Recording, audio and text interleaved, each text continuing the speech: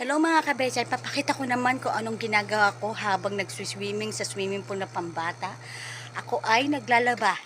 Dahil sa sobrang init, ako ay sinasabayan ko ang pagliligo at basa ako para solve ang init.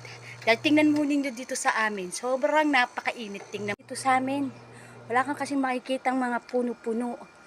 So, mga halaman ko, ito lang. Ito lang kung makikita ninyo. Yan, sobrang init. Wala na kasing ditong puno sa bundok, kalbo na. Sobrang init. Tingnan po ninyo. Oh, sobrang init.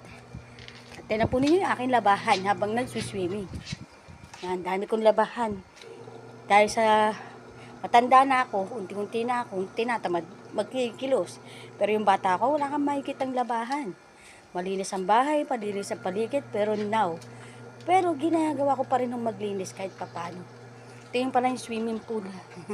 Pambata ang swimming pool. Okay mga kabechay, see you in my next video again. Bawbu, salamat!